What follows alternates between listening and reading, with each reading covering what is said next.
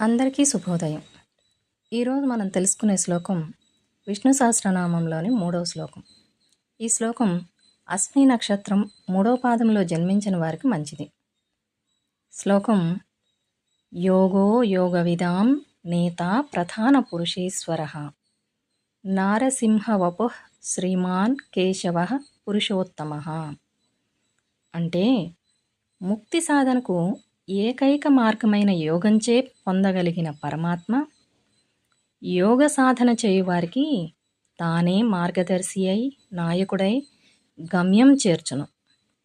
జీవునకు మాయకు అధిపతి అయిన నృసింహ అవతారం ధరించిన పరమాత్మ సర్వదా లక్ష్మీ సమేతుడై ఉండువాడు.